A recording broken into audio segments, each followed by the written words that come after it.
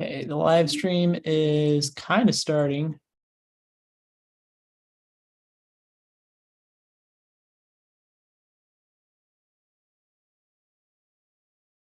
So somehow I don't see that on YouTube. Yeah, no, I had to, oh geez. Oh, it has my hold on. The thumbnail for the video is too big.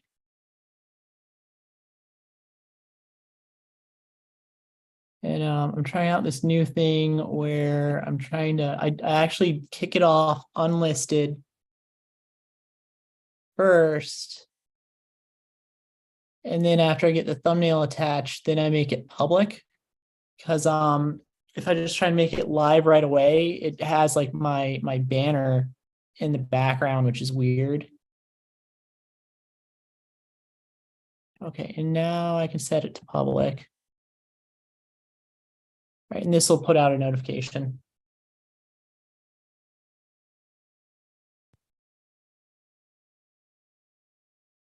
Yep, I just got it on my own phone.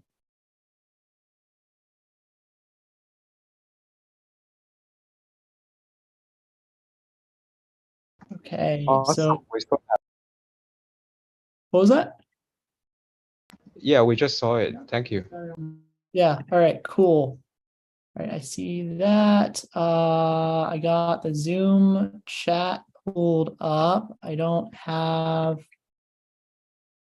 live stream chat pulled up. I should do that. Okay, now I got the live stream chat and the Zoom chat. And now I'm going to tell the Discord. Oh, I also need to post a link to the Discord and invite to the Discord on the YouTube channel.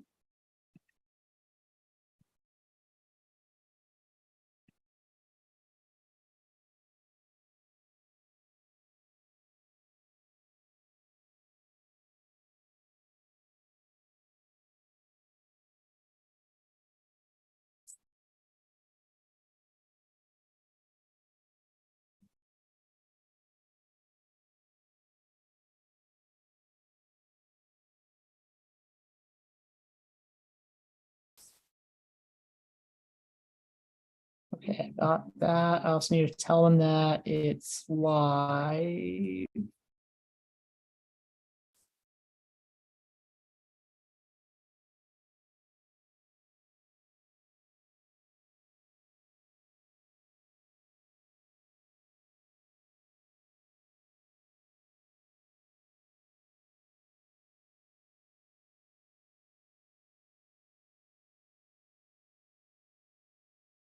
There we go. All right, we notified the Discord channel too. Very cool.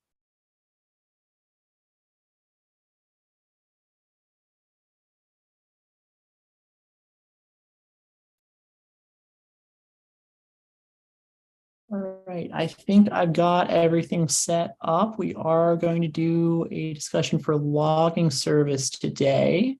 I'm going to give it a few more minutes for people to join, and we're going to kick things off at, oh, I didn't have my little thing set up for the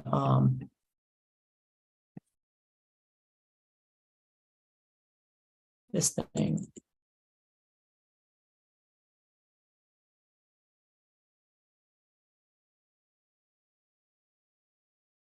I should just make like a picture or something.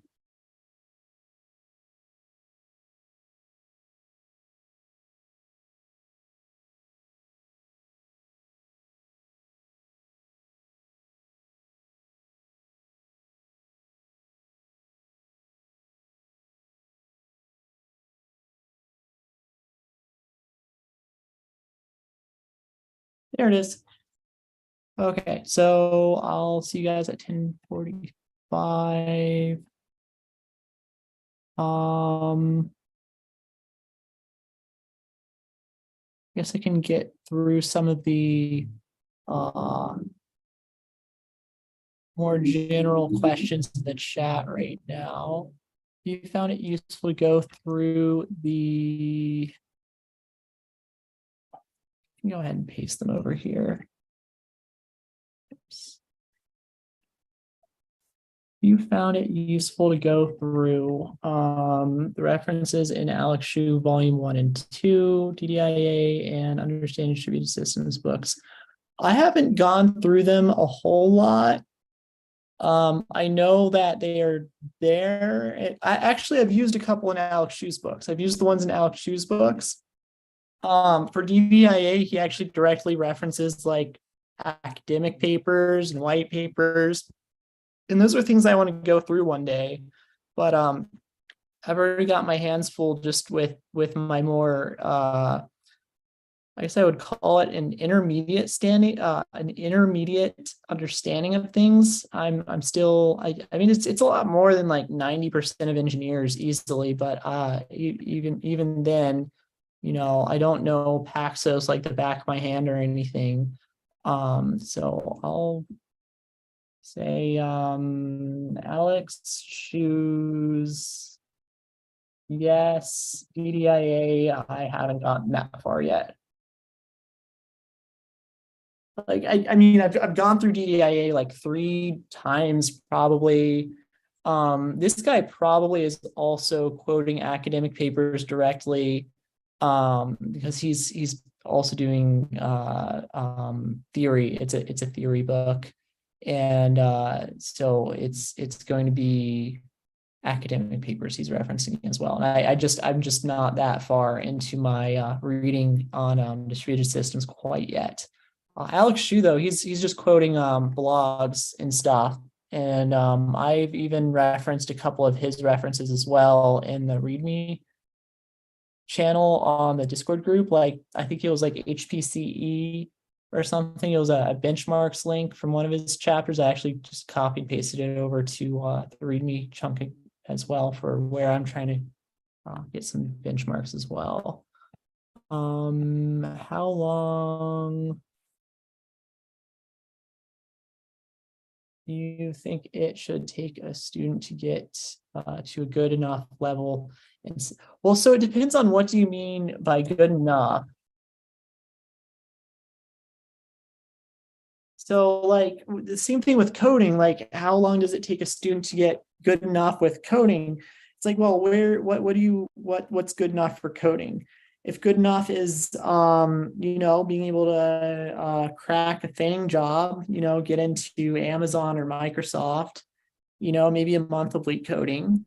If your goal is to be able to crack into Google or James Street or Citadel, you should maybe do some competitive programming for like a good few years and maybe like learn about segment trees and all that crap, which is like, that's like a monumental journey. So it really depends on what you mean by good enough. Yeah, I got another question. This one's coming from the Zoom chat. How one could get practical hands-on also along with this theoretical study? Oh, somebody had a really good book for that. I think it's by Brendan Burns. This is one from I think Loading from the Discord channel likes this one. It's I got it somewhere on Designing Distributed Systems by Brendan Burns.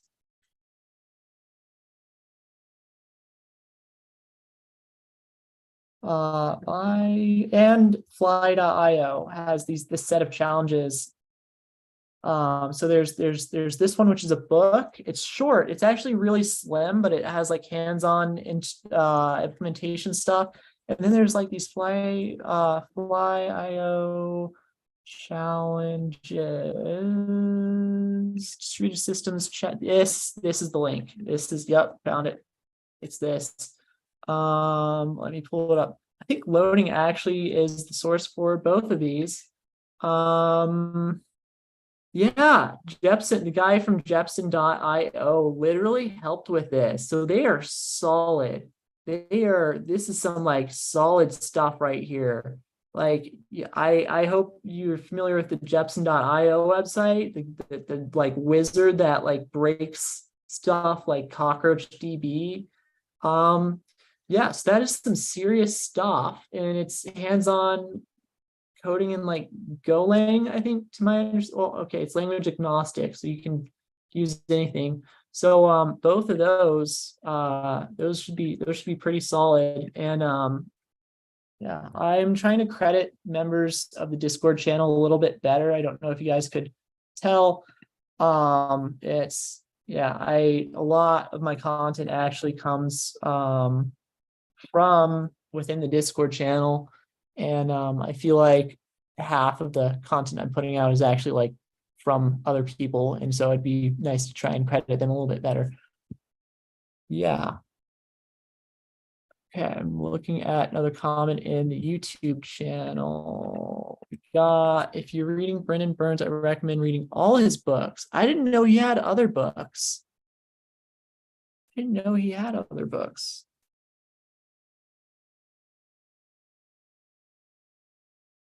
Kubernetes up and running, Kubernetes best practices. I'm just trying to like not dox myself. That's why I'm doing this in like a different screen. Here, I can probably actually pull it up. Yeah, all right. I didn't know he had other stuff. Kubernetes, yeah. I need to get a lot better with Kubernetes, to be honest. Yeah.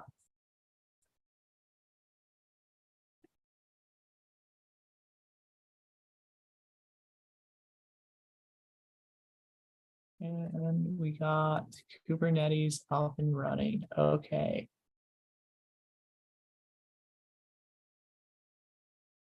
Okay, we're going to give it a few minutes before I go ahead and kick things off. I'm going to go through my notes really quick. I did go through, I got a couple of different approaches. I need to write a couple more items down really quick. We're not kicking it off quite yet. We're going to start like maybe just an extra minute or two late so I can go through some stuff really quick, but I'll see you guys then.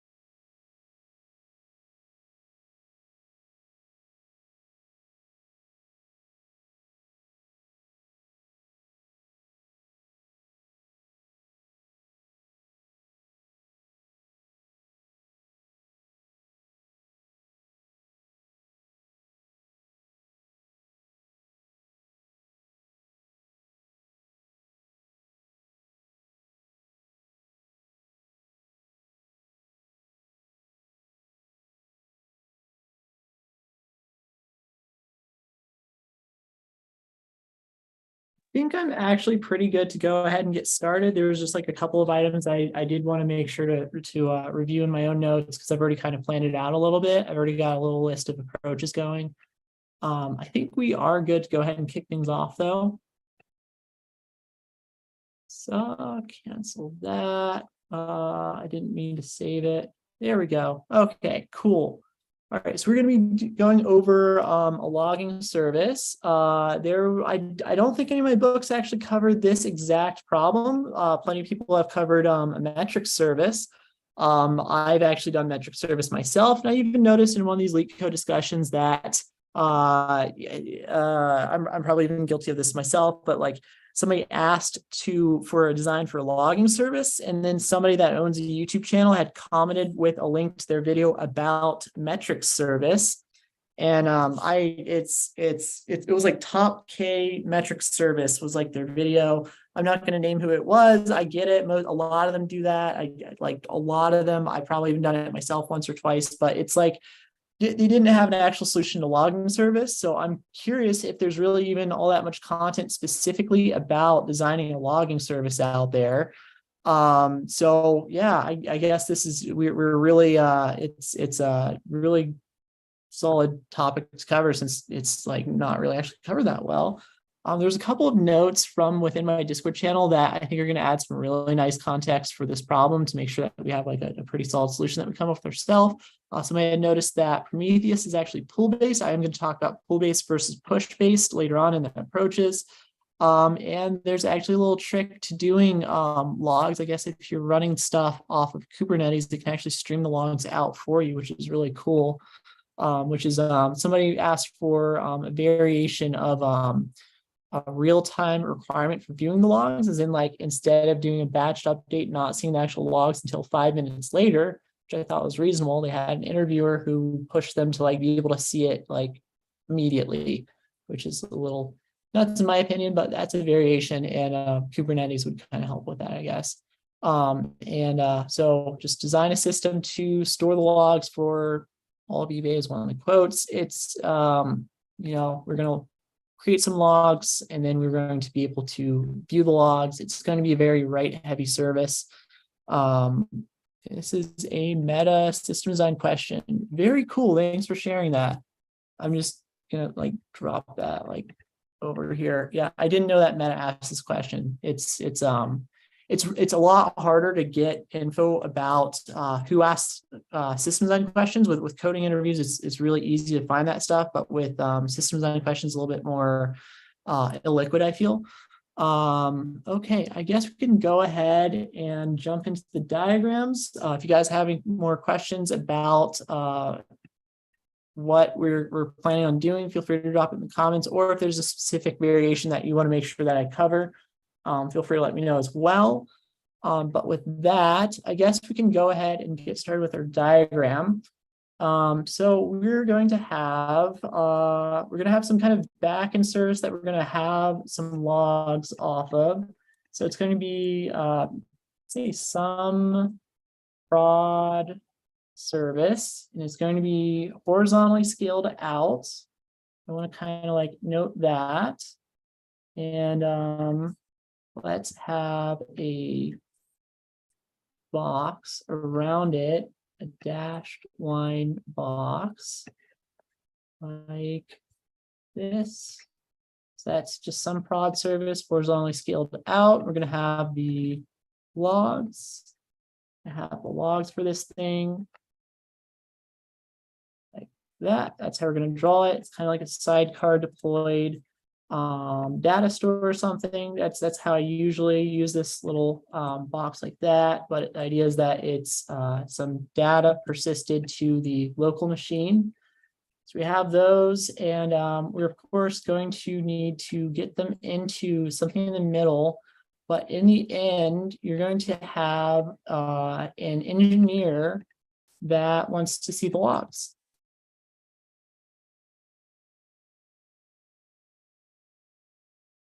Yeah. Okay. So at Amazon, there's actually this internal service called RTLA that we used, and we could actually just use it like right in the browser. One of the challenges with logs is, you got it across a couple of different prod hosts, and like normally you just kind of like SSH into one of them directly. And so one approach is that you just have the engineer SSH into all the prod hosts one at a time, and they just kind of manually do the CLI work. And I guess you don't even necessarily need to have them copied over.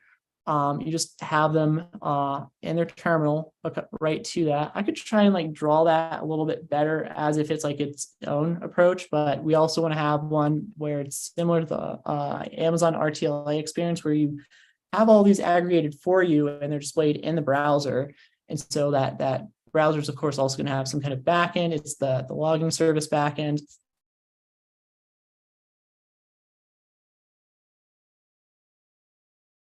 I don't like that. Timber, yeah, that's another one I was familiar with. I've used Timber before. And so you still don't have a browser viewing window for that one. You do still SSH into a host, but it's all into a single host. It like aggregates it into one for you.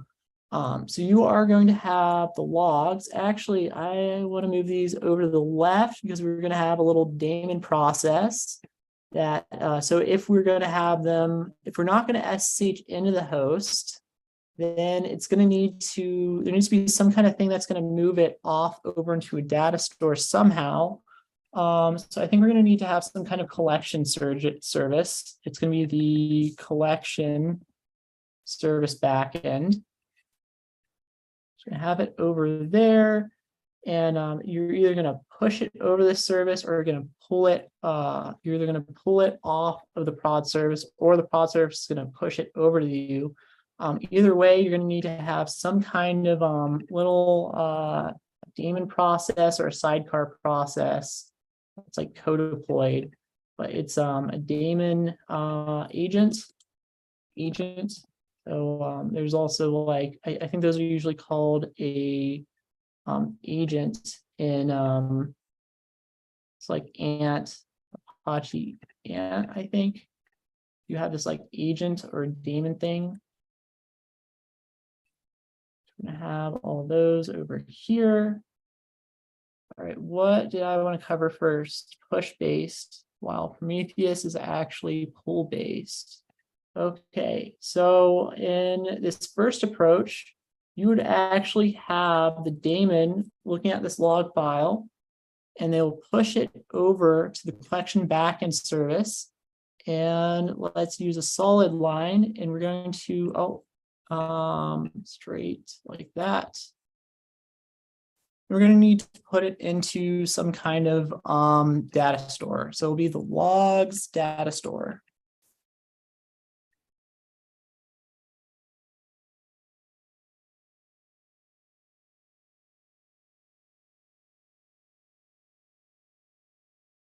So you have the request come in, and then it's going to write it over to the logs data store. And then when the database gives you a 200 OK, thumbs up, it's persisted. You're going to get a response back. And so in this first approach, the retry logic is put onto the daemon. And so if this one gets if it's a 404 drops packet on the way back, it's on the daemon agent to retry until you get a response back. So for example, if this one fails here, it is on the daemon agent to make a second call and keep calling until it manages to get it back. And it would also put so you would, the bigger end of the latency also gets put on the daemon agent here. So let's say that it takes 50 milliseconds for it to persist to the database or something. I'm just spitballing how much time is being taken over. Let's say it takes 50 seconds over here. And then there's also on top of that is the latency of, you receive the request and then you write your own request over the data store. And so we could say that there's, 60 milliseconds over here. And then over here, there is 100 milliseconds. So the connection is going to be open a little bit longer on the prod host. And so that's why I usually think that it would make more sense for it to be the collection service that is in charge of trying to like pull it off the daemon agent rather than vice versa, is that it offloads that. Well, so there's that, and then there's also okay, there's like two things here that you're kind of looking at for the trade-offs, is that let's go ahead and look into this push-based versus pull-based. So it's who gets the retry logic? Question in the Zoom. I'll get to that in a second. I'll get to that in a second. So who has to have the retry logic? There's also who has to hold the network connection open, who's the requester. So it's like, that's what I was talking about, is that if you make the request over here, then the 100 milliseconds is over here, while you only have to hold the connection over here while you're doing the processing on this end. Well, if it was flipped, you'd flip the 60 milliseconds into 100 milliseconds. I mean, you'd make the call over the network, and that'd be some time, and then you do the write over here. I probably explained that really poorly. I can give you some different numbers that might make this a little bit more sense. I'm talking about this like network latency though, is who has to hold the network latency in terms of like their network connection that they open up for the call. Okay, well, I need to get the schema on there too, and I also should be talking about this. So what database are we even going to use? So I'm sure everyone's heard of an elk stack before. So for starting this off, we're at least going to use Elasticsearch. And let's talk about the schema. You're of course going to need to have the log message. So it's going to be error failed to get response from random service or something. You're also going to need to have the timestamp. Use 167.0.0.0.5000. You could add some other stuff like the type. So it could be type, fatal, error, info, the logging level. It's actually, yeah, we should maybe say logging level.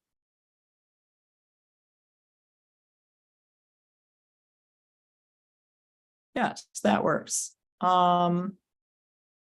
Yeah, I could even talk about, I mean, we could also have a broker in here between the collection service backend and the logs data store. We can also talk about where we would do some kind of breaking up of the message into individual units. There's a couple of things that I think are going to come out of this. But this is going to be the first one. We're going to keep it simple to start with. This will be the naive approach, where we are doing these batched up things, and then we bring them over to here. It'll maybe split them up on the backend service, and then it'll do each line individually written as a record into Elasticsearch. And then you have the engineer. They log on, they got paged or whatever. They need to see the logs for the last 15 minutes. They have a request go in. You do a read against the data store, and then you get the response back. Yeah, okay, so that's the basic approach. We have the push-based one. You're pushing it off of the daemon agent. And then you have the pull-based one. So instead, I should look at messages before I go into the pull-based one. Let me just add a little title onto this before I do that. There we go. It needs to be legible. There we go.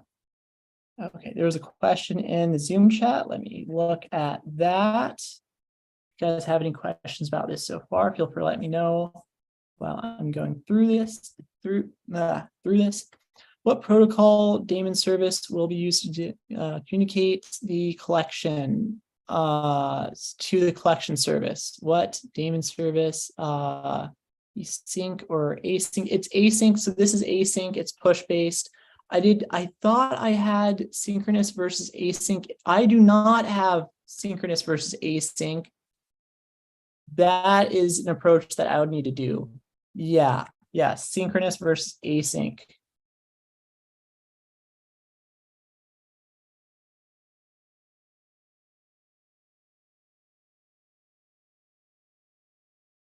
That's a great call out, is synchronous versus async. You should even have like an upstream client brought into this, and I should even have that drawn into here. So we could say that this is an external facing service. It could even be some kind of random backend service that could even be done outside of the critical path workflow for end user. But just for the sake of simplicity, we're just going to do that. So we're going to have this, the user makes a call to the backend service.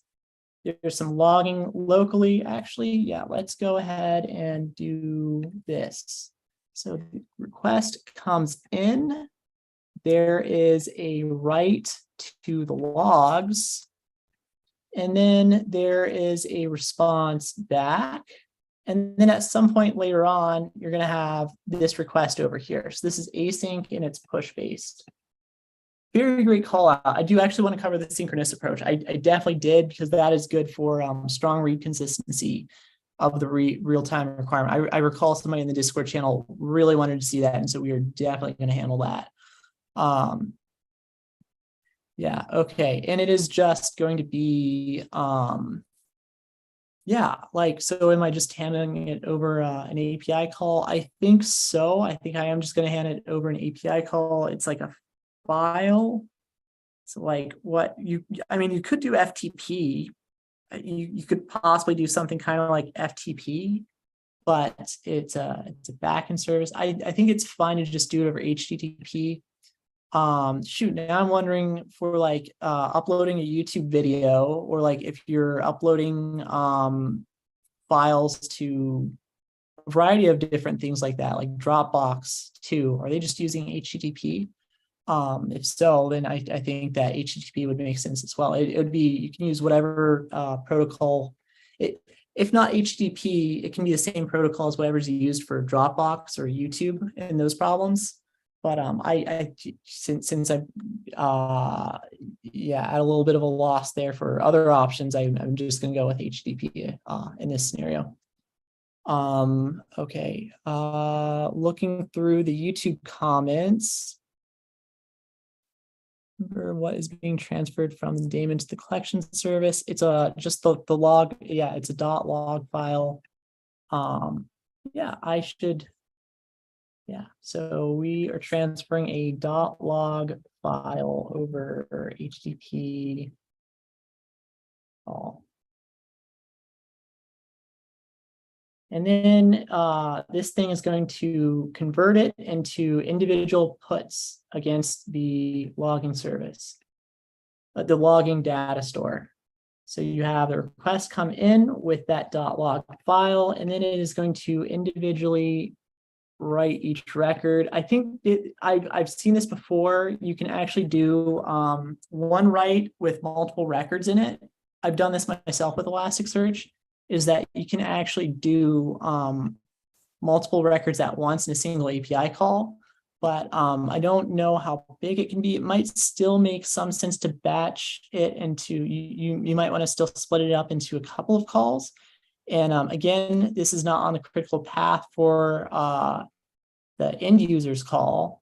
So it would be okay to do that, but like there's options for batching up the writes over to Elasticsearch. You don't necessarily have to do it one record at a time. So yeah, that was a great question though.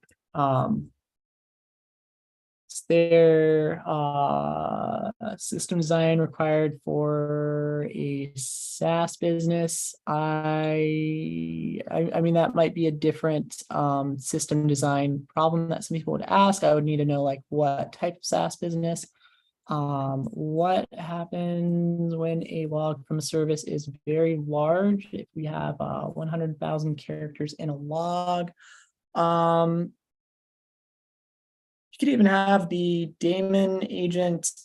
So the daemon agent, I'm just gonna like trust with chunking it up into proper sizes. But it's transferring a file. And then when it gets it onto this backend service, it would then split it up. Actually, I do want to cover a pipeline. I have this in my notes, is that I also want to cover where different spots where you could split it up from being a .log file into a more optimized view. I did say that at some point I wanted to cover, what was it called? Dremel, like a Dremel style approach with Parquet files. And so you just transform the .log file into a Parquet file. And so you can do that on the back end. So then you would actually be doing you'd be uploading to S3. And then you would just have this like processing pipeline instead. That would, of course, not get it to be immediately, that would not be real-time logs if you're doing that. But that is, it's another approach. It is another approach, is that you'd have this like processing pipeline for the logs themselves. I feel like I'm starting to get ahead of myself a little bit. And so I just kind of want to like pump out like a whole bunch of these approaches really quick. And then we can, because you guys are asking questions about other approaches that like I do want to cover. It's just like I was not planning on doing it for like another 15 or 30 minutes. So let's also look at the push-based or pull-based. And so in this approach, you are still going to be getting that over the AP. You're still going to be getting the .log file. Instead of the daemon agent being the one responsible for the send, you would have this one trying to get it off of there. And so then if you have a fail over here, it's not this one that's going to be responsible for the retry. It's going to be this guy responsible for the retry.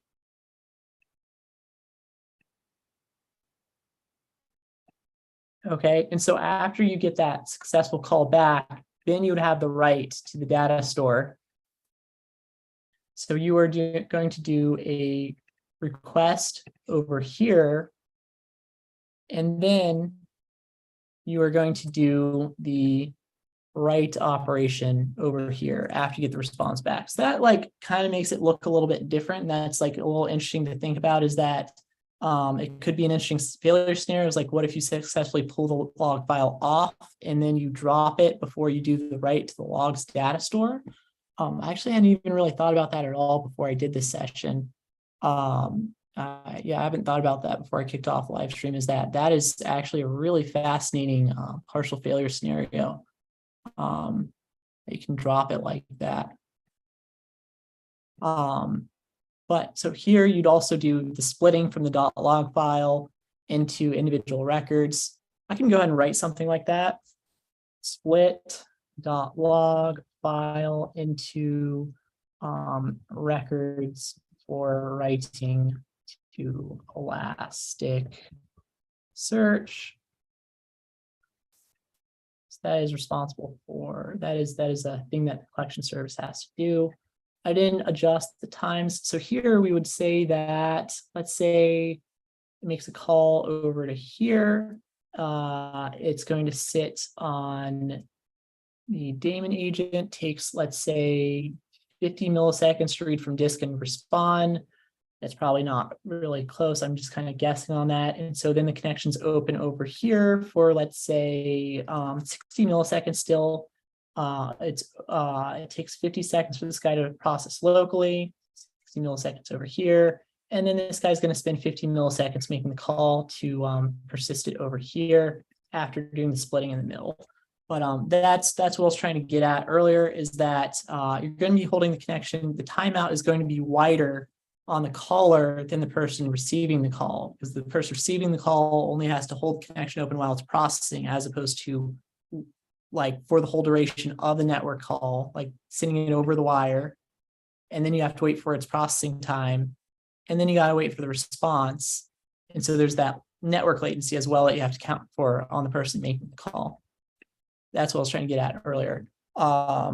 I also want to handle the synchronous approach. I'm going to cover that one next. So we're going to cover the, so here's next, we're going to do synchronous approach. Thank you so much for reminding me to do that. I had it in my notes. I didn't actually write it down. And I also want to talk about, it would be the continuous push-based. I think that would very likely still be async, and it's with Kubernetes. Somebody in my Discord channel had found that. And then last, I want to do data warehouse approach, where I have something with transforming .log into a Parquet file. Okay, synchronous approach. Yeah, so we're going to do this. We've got this thing over here. We're going to copy approach one. We're going to make it synchronous. you would get strong read consistency for your engineer looking at the logs. If you're doing synchronous, I think it's kind of naive, but no, it would get you strong consistency on your logging.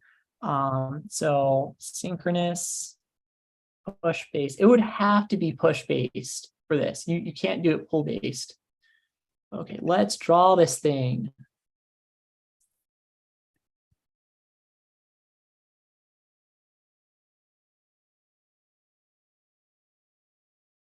You wouldn't even have to split the .log file.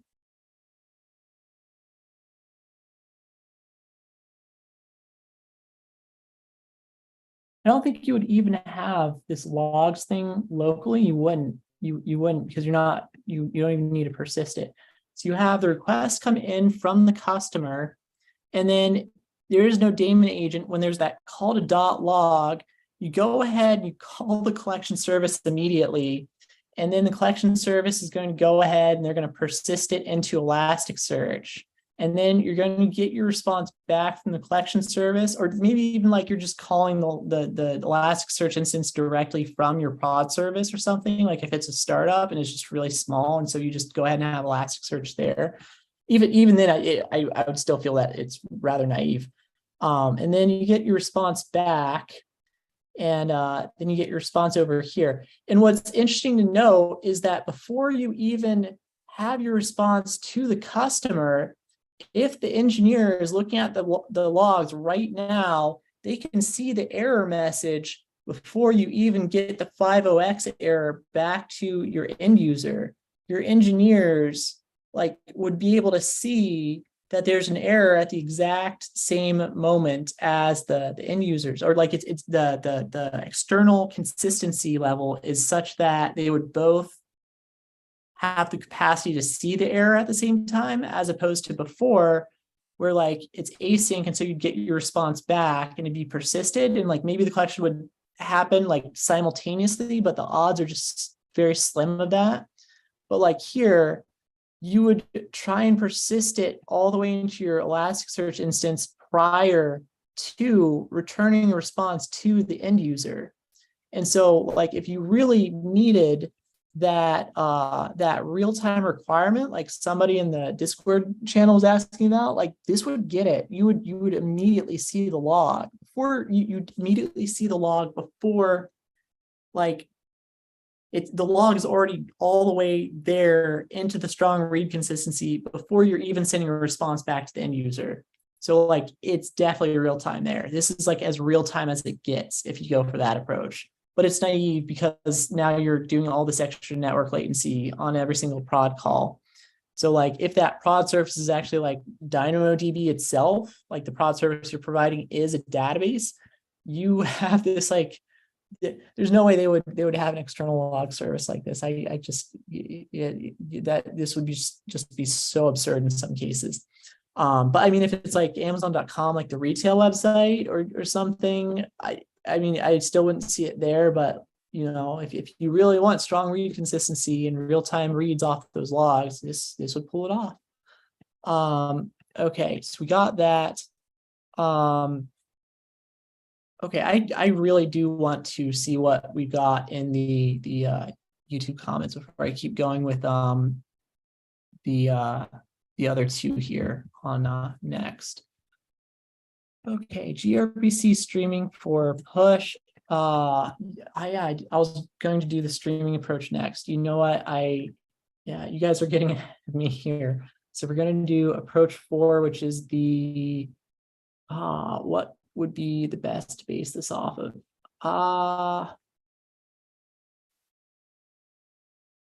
I guess you could do, yeah, I guess this would probably be easiest for it. Okay, we're going to do approach 4, async, push-based, and continuous. So here you got the request come in, you write the logs, and then you go ahead and you send the response back.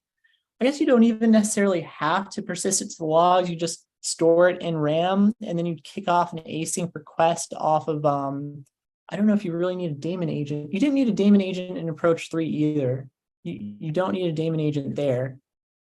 So it wouldn't even require a daemon agent on that. And then here, I don't know if the logs are really necessary, so the logs are optional. So you could just go ahead and have it just like held within the RAM. Like I've seen this before, is that you just have this thing that kicks off after you've done your response to a customer. It's like a multi-threading thing. Is you send your response back and then it goes ahead and does something async afterwards. So you don't really need that. It's like you could have the daemon agent itself is probably also optional. But like if you're going to go ahead and have the logs persisted and then it was like an entirely separate thing that's not built into your framework. So like if it's you could have something built into the Spring framework, for example, that does that async thread trick that I talked about, where like just on right after you send your response, like it's just built into your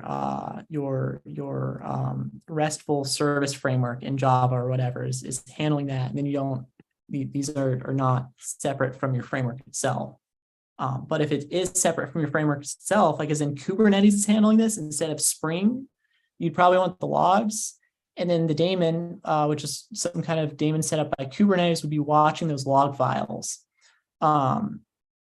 So you would have it written to the log, and then the daemon agent would immediately see it, and then it would go ahead and push it right away. And again, I don't think you're going to have to split the log in that case either. It'd be watching for every single line getting written, and then you don't need to send over a .log file.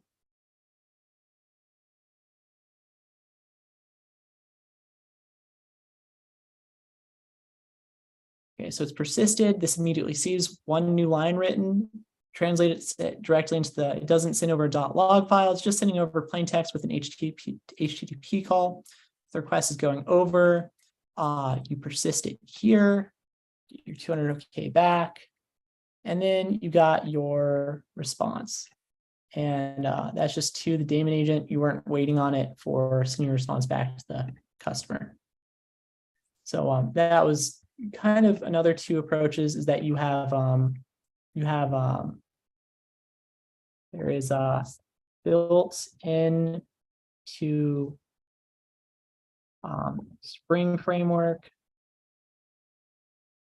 logs and daemon optional, and then you have built into Kubernetes, which is logs and daemon required. Okay, so now we've got the streaming approach handled. Okay, now I'm going to look back at the comments in the chat. Local logs at node persist in disk like write ahead log. Append a file sequentially. What are the query patterns logging service supports apart from searching? So okay, first part, local logs at node persist in disk like right ahead. So yeah, that's kind of how the .log file works. Yeah. So yes, the .log file should basically be a write ahead log. So with LSM trees, those are just kind of like append only to file. That's Martin Kleppman had some great content in DDIA on the distinction between how B trees and LSM trees work. Is that LSM trees are so high performance because you're just appending directly to a file. There's not like a lot of special stuff that has to be done. And I think that's kind of how like a write ahead log works within the DB itself. And so those .log files directly on the hosts should be working it should just be a straight append to file. It should be really fast. There's no kind of like indexing required at all. And then what are the query patterns logging service supports apart from? So yeah, it should also have like timestamp should also be a secondary index. And I think you should actually have the machine ID on there too. I don't know why I missed that so far, is that you should also have like the like IP address. So that's like 192.0.0.100. It's just IP address, or you have like s3.us west to .aws.com/ unique host name or something. I don't know how they individually specify the IP. I forget how they specify IP addresses, or like they do host naming for like EC2 instances or something in some way. And so like that's just what I'm trying to do right there, is however the heck they do the naming, host naming for S3 for individual EC2 instances is like what I'm trying to do there. So that's important too. I should have a query written for like the kind of stuff that you can do against Elasticsearch. For like over here is that you would do something like select star from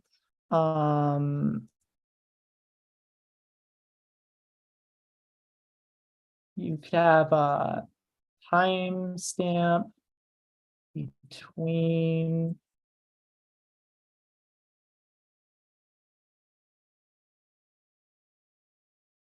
I had 167,000,000 and 167,000 8,000, and what is it? Log message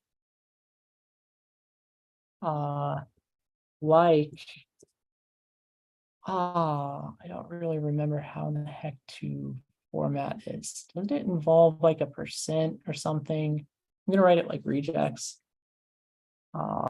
Error not what is it? Random service not found. You'd have it in this quotes like that. I think it actually uses like a percent, or somehow I thought there was like a percent involved in when you use the word like with a DB query, and it would translate it into this regular expression under the hood somehow. Yeah, you could also have the service name in here. So yeah, there's like a few other fields. I'm just trying to think of how RTLA worked at Amazon. It was really nice. I don't have that kind of tool right now at my current place. So there's other filters that you can place on there, like service name or client service name.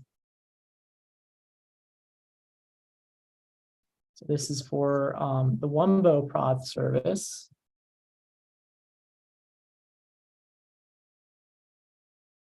And then you have the random service is client service name.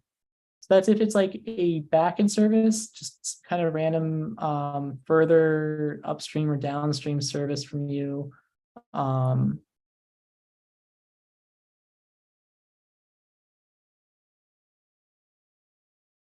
Yeah. And then you can also include those in your query statement. Let's look at what else we've got. Do we expect log entry to be very structured data? Well, so when it's in the data store itself, whatever you're going to be querying off the logging service, it should be structured data. It should be converted to structured data at some point in time for wherever you're doing this analytical query. And it's definitely going to be an analytical query. Let me kind of like plug in a couple of like just mock values. Is that like, for example, you'd have like 10,000 TPS of writes going on, and then you'd have maybe this would even be like grotesquely oversized. It's like 10 TPS reads, key value reads. Like, look at that. And then it's a key range query, and you might have like hundreds of individual lines, or at least dozens, like at least 50 lines or something. It's an analytical query. you have way more data than like reads going on. These are I haven't really had it like spelled out to me quite like that until I was like trying to look into how to do this problem. But these are basically analytical queries. And that's why I was thinking like, shoot, why in the heck don't we use Dremel or what is it? Where did I write that? Dremel or Presto or Trino with like Iceberg or Parquet files for like a data warehouse. It's analytical. Yeah. All right. So I covered that approach. I really want to cover the data warehouse now. I do really want to cover the data warehouse part now because your question does kind of like go in line with that. Geez, I've missed a lot of YouTube comments. I'm really sorry. I really want to dig into this data warehouse one before I spend too much time in the comments. Just do like at UBDSU if there's something that's like particularly relevant to what I'm talking about right now. But yeah, I'm going to keep moving on with this data warehousing thing. Okay, so what if you don't want to break apart that log file like synchronously on the daemon agent call? I think that like you shouldn't necessarily be turning it into a more structured approach, like synchronously to the daemon agent part. I think there's alternative approaches. Plus, I feel that with an inverted index, you're going to make inverted index. You're going to do an inverted index over that log message, and I've thought about this a little bit, and it's like, how do you know what tokens you're going to use for making it? Like, so you map a token to a list of document IDs. How do you make sure that you're picking the right token? Because you might be doing like a substring search, and then it might end up being basically a full table scan at that point, anyways. Which is what like Trino and Dremel are like really optimized for. Is that like, hey, you're going to be running over all of these lines anyways. So let's just like optimize the storage itself to really be tailored for that. Anyways, let's go ahead and do that. I'm going to have, yeah, we're going to go ahead and use the pool base diagram. And now I'm going to do approach 5, data warehouse. Let's zoom in.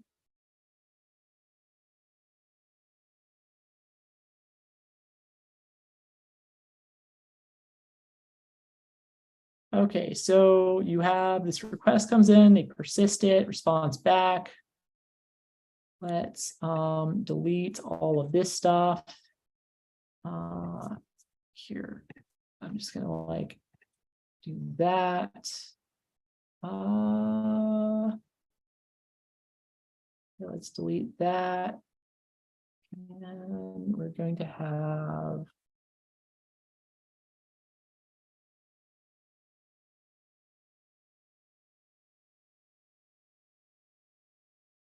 okay, this thing is still going to need to hit some kind of optimized data store. It is going to be some kind of optimized data store. I think we are still going to need to have some kind of backend. We shouldn't be talking directly to a data store. That's considered tight coupling, and that's bad. Okay, so you have your request come in. You're going to go ahead and log it. And then you're going to have the response back. And then asynchronously, you are going to do, all right, I want to do pool based, which I think is what Prometheus does. Is that, yeah, pool based. Okay, so I'm doing that right. So you got the log, and then you're going to go ahead and pull it off of that prod service. And you want to take that log file and you're going to dump it into raw log storage EB. It could be something like S3. And you are just going to go ahead and drop the pure log file over there. Let's go ahead and write that. It's the raw .log file. This might have actually made more sense under a push-based approach. Yeah, let's go ahead and maybe switch over to a push-based approach. Yeah, okay, so you have request comes in, persist it, response back. All right, and then you're like, okay, I want to transfer over this .log file. You send your request. And then instead of trying to synchronously convert this into a solid sensical format, you just dump it. You just dump the raw .log file immediately, and you say, yep, we persisted it. Okay, and then at some other point, you're going to take this raw .log file and you're going to turn it into a more you're going to do the transform to make it into a more optimized read format. It could be Elasticsearch, actually. I guess it could even make sense to have Elasticsearch, but another approach is that it's just a data logs data store. Let's say data warehouse. Okay, so you are going to read the log file, pull in the .log file, the raw thing, and then you're going to transform it into a better format. You're going to turn it into something that's a little bit more read optimized. So something like a .parquet file. And you're going to write it over here in your data warehouse. And then you got the engineer, they want to view the logs. So they're in their browser, they send the request over to the backend service. And then the backend service uses one of those tools like Dremel, Presto, or Trino, and they query the data warehouse with it. Dremel is it's in situ. It doesn't pull it off of the storage. It puts the compute at where the data storage is at. And so the actual query is running exactly on the data warehouse. It is doing the compute on the storage itself, the full table scan or whatever. And then you send the response back, and the engineer is going to see the results. Yeah. So usually it's done as Elasticsearch. I thought, well, if you're doing this like big scan anyways, and you're doing these OLAP queries, it looks more like an OLAP query to me. It's like, if you have like 10 TPS reads and 10,000 TPS of writes, I don't know, it kind of looks like a data warehouse to me. So I wanted to make sure to cover that approach. I didn't cover anything with a broker. I can go back and try and make something that looks a little bit sensical, hopefully involving a broker. But first, let's go ahead and look at some of the YouTube comments. And let's look at one of the more sensical approaches than the data warehouse one first. Okay. Do we expect the login tree to be very big structured data? So the .log file is unstructured. Elasticsearch should be structured. And a .parquet file is structured. Do we really need log file? Why can we not directly upload to collection service? It depends on the granularity. So if you are doing it individually, so if you're doing continuous, I think that would mean that you're spending a lot more, there's a lot more overhead getting wasted over the network. Continuous, where you're not doing it batched, means a lot more back and forth between the daemon agent and the collection service.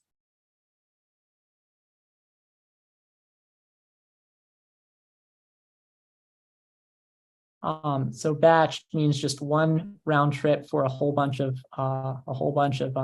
log statements at once.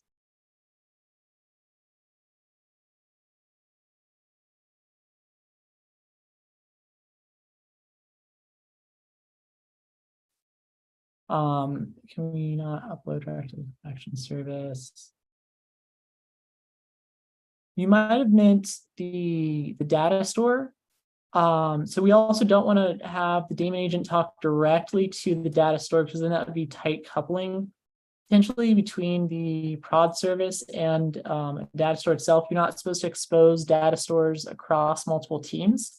I think that was even in this thing that I think was like the Jeff Bezos manifesto on microservices or service-oriented architecture or something, or well-architected services, where it was like really early on in Amazon's history, where it was just kind of spelling out how service-oriented architecture is supposed to work. And one of the things in it was don't share a data store across multiple teams. Services, every team should have its own set of services. They should talk to each other purely over API calls, not indirectly through a data store or something. And so you should not have your data store exposed externally for other services to talk to. You could kind of mask it, the communication, by having that agent talking. And so then you could argue that like the prod service isn't directly talking to the data store. But I don't know, it still feels weird, because you would be leaving your data store open for everyone within the company to be able to see directly, instead of putting some kind of firewall around it. You should, with this setup, it's only exposing its IP write access to its own collection service machines. So this thing would be exposed to a ton, but again, it is like a service, and like it's kind of hard. It's a lot easier to make something like a Spring service dangerous and hackable when it's open for a ton of IP addresses to interact with. Let's keep going. SaaS product to hire freelance service, provide freelance service. I don't know what you're asking for. I'm really sorry. Pool-based model, collection service will have to be aware of all daemon agents. Not sure if that's sufficient. That's a really good call out, actually. Yeah, so it needs to know about in the pool-based model, it needs to like know to talk to these daemon agents, as opposed to when it's just kind of the agents are just kind of deployed there and they just know how to phone home. They just know the home IP address or the home config or whatever. It would just be a specific DNS name or something that they need to phone over to. So that is actually a really fantastic call out. Okay, the collection service backend will have to be aware of all. I'm going to copy and paste that right into the pros and cons thing, the trade-offs thing, because I had not even considered that. Yeah, that's a really good call out. Especially if we have a prod service that frequently auto scales. Yeah. Should we not batch multiple log line to honor rate limits in collection service backend?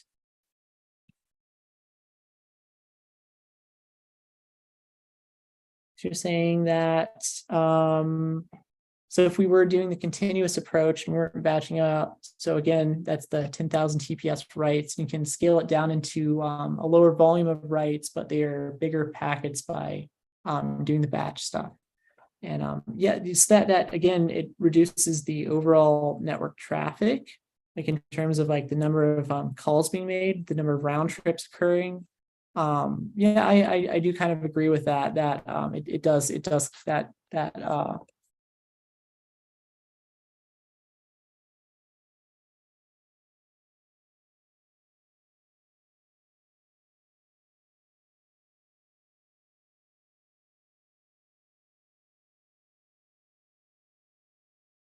occurring over the door network. Synchronous calls, yeah. For synchronous, maybe add a log buffer in memory.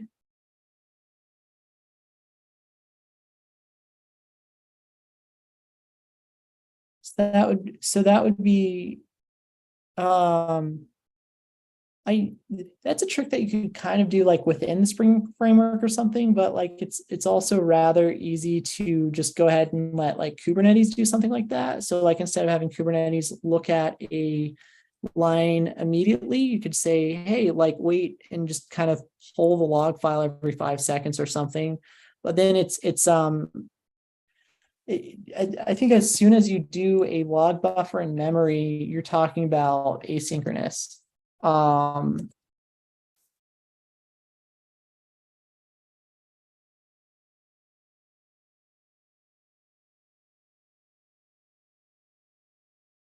I'll talk about synchronous in like the strictest definition of synchronous. The approach to the approach that you're describing here is kind of what I was going for in 4, where it's like you do send individual log statements over the network, but you don't wait for the send over to the collection service before returning a response over to the end user.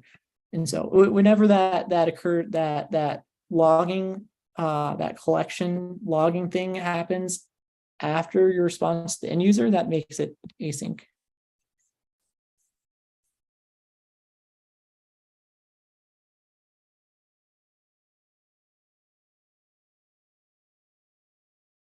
I'm just kind of skimming through the YouTube comments right now.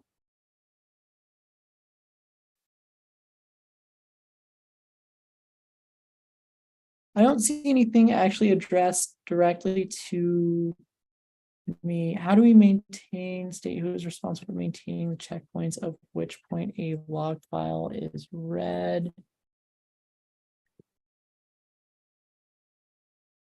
That, so for the, I think I did touch on that with approach 2, which was that, hey, what if we, so pull paste, you pull it over here and then you persist it. What if you get a drop after pulling it and then before the persist though?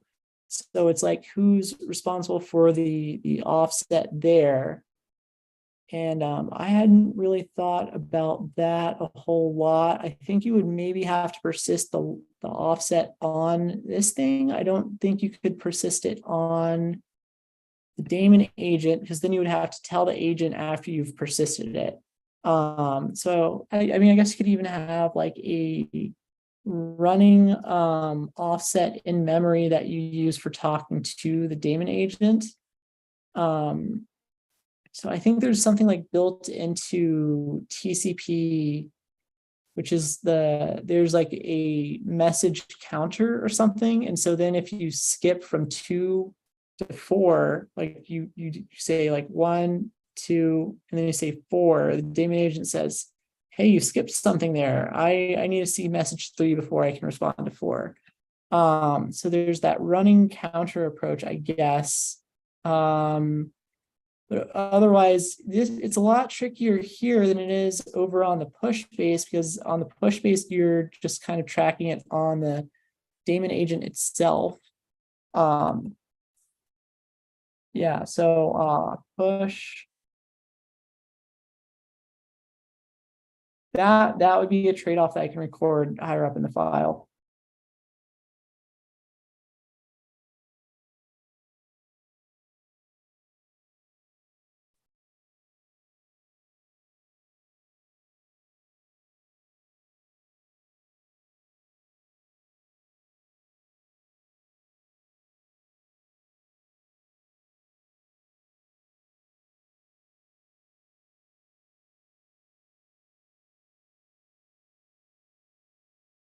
So let's go ahead and paste that over on, where's that? Oh, there.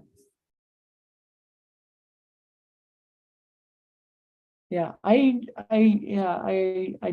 not super happy with my answer to how to handle the offset or approach 2, but I think you would have the collection service handling it over there. In my opinion, push won't scale well. Interesting. Logging service would need to scale with the sum of all services. Pool could decouple producing from consuming.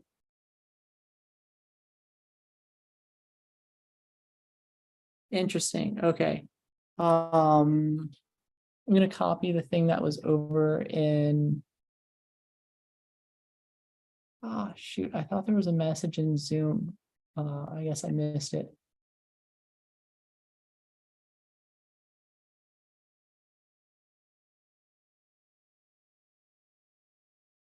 How do we handle back pressure?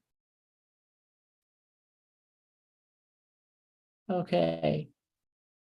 Yeah, I didn't talk about the message broker approach. And so if you're trying to put too much log statements onto the collection service at once, you'd start to get a lot more drops. And so it would have those log files just kind of left on the prod service, not being able to get picked up by the collection service and indexed into Elasticsearch. So you could also, I guess, use a message broker to, so I think that would be with push based. Say this is approach 6.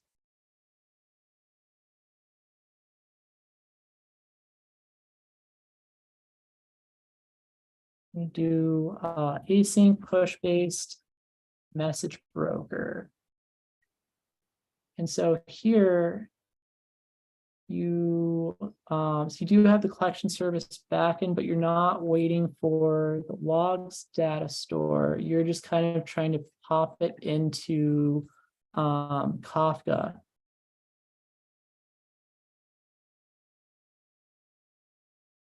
Which is really high availability. So that should improve the availability of the service.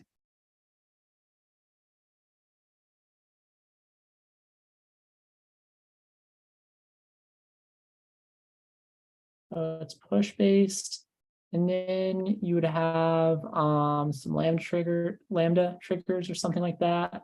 Lambda triggers are for like Kinesis and AWS. So they would take batch logs off of Kafka, and then they would try to write them over to see here. And then they would write them to Elasticsearch like that. And that should improve the availability of the service, because if the logging just picks up at, so if for some reason your website just gets slammed with traffic at some point, instead of having all this stuff get clogged up and not going over into Elasticsearch, it would get clogged up on Kafka. You can scale up task runners. You can just kind of throw in more task runners for pulling stuff from Kafka over into the logs data store. Or, what if your logs data store itself is underscaled? So if you just don't have enough machines on Elasticsearch, so that it would also help with that. Yeah. Okay, I'm pretty happy with the coverage that we've had on this so far. Nikor had some really great comments in the live chat on YouTube. I'm still kind of going through them. I'm going to have a thread started for this over on the forum discussion channel in the Discord group, of course. Feel free to drop any further questions over there if I somehow managed to miss it. Otherwise, I think we've covered a lot of really great content on this problem. I'm pretty happy with it. Oh, I need to fix that. That should be 6. Yeah. So I hope you guys enjoyed watching this. I think we're going to go ahead and wrap it up. And if you have any questions, feel free to drop it in the Discord group. I will put these files in a pinned comment or in the video description. They will, of course, also be in the thread that I open up on the in the Discord group. Thanks for watching. We'll see you guys next time. Thanks again. See ya.